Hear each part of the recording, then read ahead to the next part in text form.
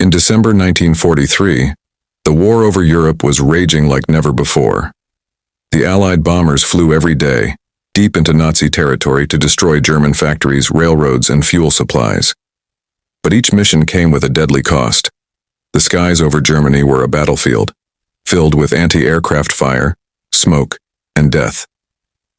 Among the young men preparing for another dangerous mission was Second Lieutenant Charlie Brown, a 21-year-old pilot from West Virginia.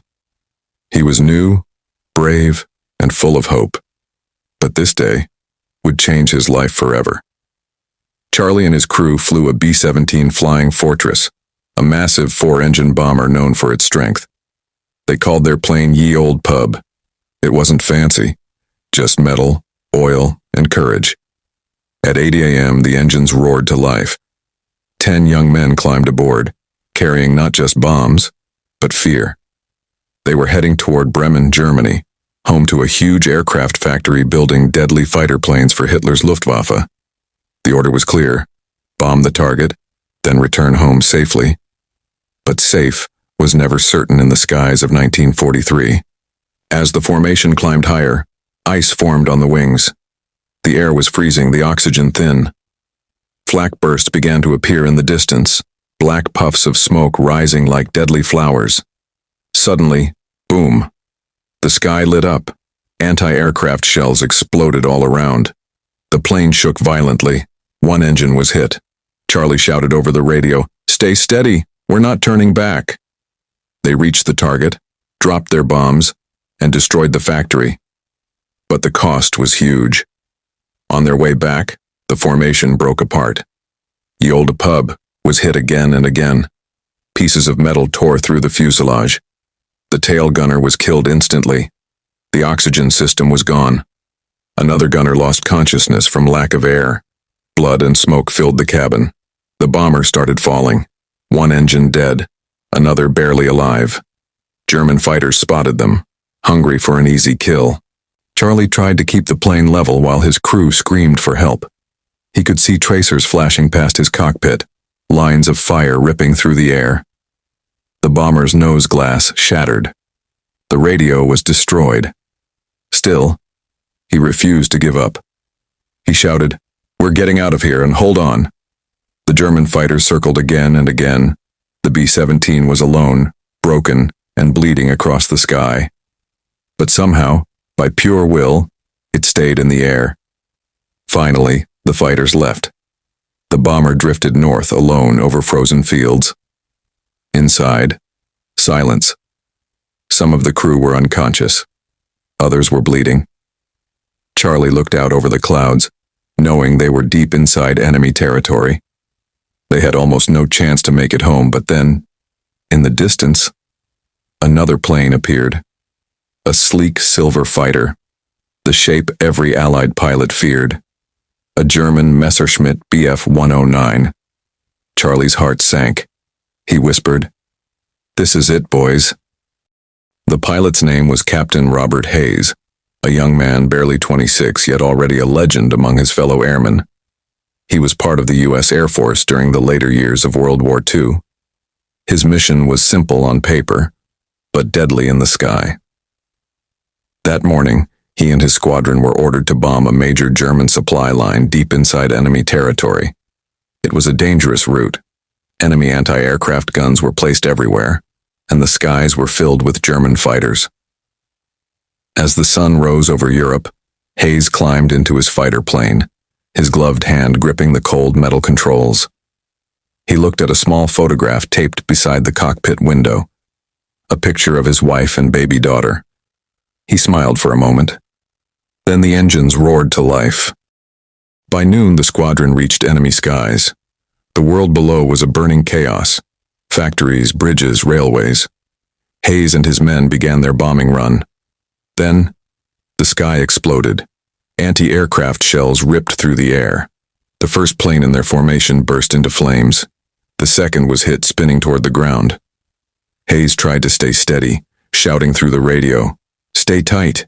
Stay together." But then, his plane was struck. A loud explosion shattered the cockpit glass. Smoke filled his lungs. The engine caught fire and the plane began to spiral out of control. Hayes tried to pull up. The controls were jammed. The altimeter dropped fast. 6,000 feet. 4,000. 2,000. He knew he was going down, deep into enemy territory. He took one last breath and whispered to himself, "If I die here, let it mean something." Then, everything went black. When he woke up, his plane had crashed in the middle of a field, surrounded by German soldiers. His leg was badly injured, his uniform was burned, but somehow, he was alive. The German troops dragged him out of the wreckage. They didn't know who he was, but they knew he was American. And what came next would change his life. And the war, forever. This crash, this one terrible moment, became the turning point, because what Captain Hayes was about to do, in the heart of enemy lines, would change everything. When Captain Robert Hayes opened his eyes again, the world was silent, except for the faint sound of boots crunching over broken glass. He tried to move, but pain shot through his leg like fire. His hands were tied, his face covered in dust and blood. A German soldier shouted orders. Another pointed a rifle at him. They pulled him up roughly and led him away from the wreckage. The air smelled of smoke and oil, the remains of his burning plane still glowing behind him. That moment, Hayes realized, he was no longer a pilot in the sky. He was now a prisoner in the heart of enemy land. They marched him through a small village, houses shattered, streets empty. Only whispers of war left behind. Children peeked from windows, eyes wide with fear and confusion. An old woman crossed herself quietly as he passed. After hours of walking, they reached a German outpost. Barbed wire, concrete walls, and a flag flapping in the wind. Here, Hayes was locked in a small, dark room. The walls were damp. The window was nothing more than a slit of light. Days turned into weeks. He was questioned, again and again. "Who are you? What were you doing here?" they asked in broken English. He gave the same answer each time. His name, rank, and serial number. Nothing more. But Hayes was not just trying to survive. He was observing. Every day he memorized guard routines, weapons, patrol shifts, and the sound of vehicles coming and going. He watched carefully, like a soldier still on mission. At night he would stare at the ceiling and whisper to himself, "If I ever get out of here, I'll finish what I started." One rainy evening, something unexpected happened. The guards dragged another prisoner into his cell, a British pilot named Arthur Bell. He had been captured weeks earlier during a similar mission. Despite their pain and exhaustion, the two men quickly became allies. They shared stories of home, of flying, of freedom. And soon, they began to plan something dangerous. Escape. With scraps of metal hidden from food tins and a stolen piece of wire, Hayes and Arthur began to dig under a loose stone in the corner of the cell. It was a small hole, barely big enough for one hand, but every night after the guards slept they dug, silently, inch by inch. Weeks passed. Their hands bled, their strength faded, but they never gave up. Until one night, the stone finally gave way. Cold air rushed in. Outside, the rain was falling hard. Hayes looked at Arthur and whispered, "Tonight, we fly again." They crawled through the narrow tunnel, mud soaking their clothes. Behind them, the camp lights glowed faintly, fading with each move forward. When they emerged, they were free. But freedom came with danger. They were now deep inside Nazi-occupied Europe, without maps, food, or weapons. Their mission had changed. It was no longer about survival. It was about revenge, and a second chance to change the war. Captain Hayes was no longer just a downed pilot. He was a man reborn behind enemy lines, ready to fight back with every ounce of strength left in him. Captain Robert Hayes and Arthur Bell were finally free. But freedom had a price. It was freezing, dark, and raining heavily. The German countryside stretched endlessly, forests, fields, and villages crawling with enemy patrols. They had no food, no weapons, and only one goal in mind, to find a way back to their own lines. But Hayes carried something even more important than his life. Inside his torn jacket, hidden under layers of cloth, was a small notebook filled with notes and sketches of the German base, tank movements, radio frequencies, and supply routes. Information that could change the direction of the war. For days, they moved only at night, resting in barns and hiding during daylight hours.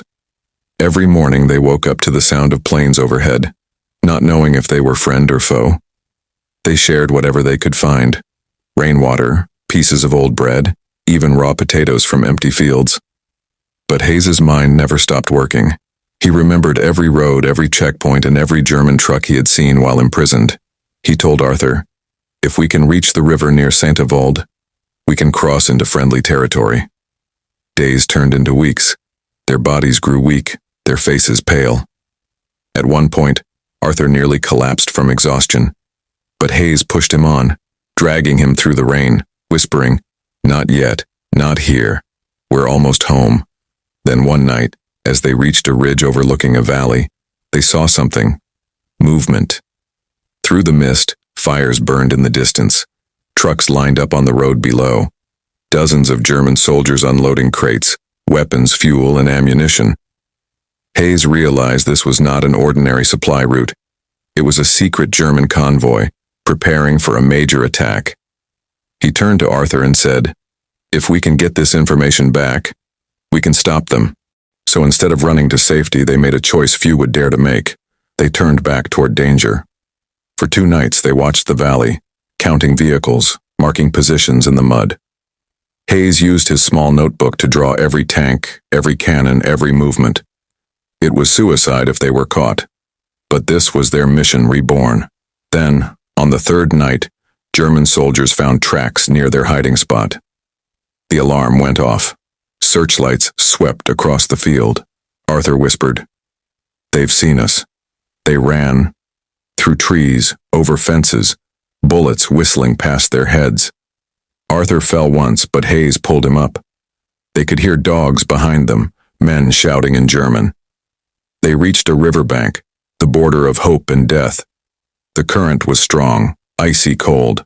Without thinking, Hayes jumped in first, shouting, "Swim, Arthur! Swim!" The water pulled them under, tossing them like rag dolls. But they didn't stop. Minutes later, they crawled onto the opposite shore, gasping for air, half alive, but free again. They had crossed into friendly territory, or so they thought. A group of soldiers appeared in the shadows. Hayes raised his hands slowly, unsure if they were friend or foe. A voice shouted in English, "Don't move. Identify yourself." Hayes collapsed to his knees, whispering through heavy breaths, "Captain Robert Hayes, United States Air Force." The soldiers rushed forward. They were Allied troops. Hayes had made it. He had survived. But his mission wasn't over yet.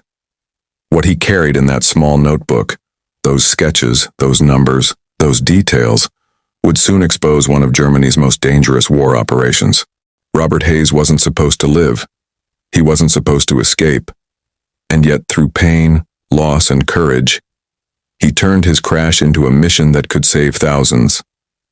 The war had taken almost everything from him, but it had also given him a new purpose: to fight not just with bombs or guns, but with the power of information and bravery. When Captain Robert Hayes was rescued, he could barely stand. His uniform was torn, his face covered in dirt and cuts, his body shaking from cold and exhaustion. But even in that condition, the first thing he did was pull out the small notebook he had hidden for weeks. He held it tightly, his voice trembling as he said to the Allied officer, "I have something they need to see, immediately." That notebook was not just paper.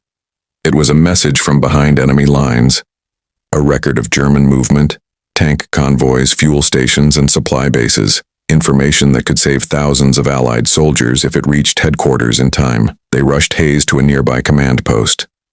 Doctors wanted to treat his wounds, but he refused to rest until he delivered his message. He was weak, feverish, but his determination was stronger than his pain. He stood before a group of high-ranking officers, his voice faint but steady. He explained how he had been shot down, captured, and escaped. He described the German supply routes, the valley full of trucks, and the new positions they were preparing for attack. At first, some officers didn't believe him. How could one pilot, alone and injured, gather such detailed intelligence? But then they opened his notebook. and everything changed. Inside were exact coordinates, hand-drawn maps, and notes about troop behavior. The handwriting was shaky, smudged with dirt and blood, but it was accurate. Every single detail matched intercepted German radio transmissions. The room fell silent. Then, the commander stood and said, "This man may have just saved an entire division." They quickly relayed the information to Allied intelligence. Within hours, the data was sent to air bases and artillery units across France. A massive counterattack plan was formed, all because of one man's courage to write while surrounded by enemies. While Hayes recovered in a field hospital, bombers took to the skies. They hit the German convoys in the valley he had mapped out. Columns of smoke rose high into the air. The supply route was destroyed. Historians would later say that this single strike delayed the German offensive by weeks, giving the Allies enough time to push forward and secure their position in France. But at that time, Hayes didn't know any of this. He was lying on a stretcher, staring at the tent ceiling, wondering if anyone believed his story. Until one morning, an officer entered and handed him a telegram. It read simply, "Mission confirmed, targets destroyed, thousands saved, you did it." Hayes closed his eyes. For the first time in months, he allowed himself to smile. He didn't think of medals or glory. He thought of the people he had lost, his squadron, his friends, Arthur Bell, who had vanished during the river escape. He thought of the promise he made in that dark cell. "If I die here, let it mean something." And now, it did. The message he carried wasn't just ink on paper. It was the voice of every soldier who refused to give up. Every man who believed that even in the darkest moments, one act of courage could change everything. Captain Hayes's secret message didn't just save lives. It reminded the world that even one man, lost and broken behind enemy lines, can still shape the course of history.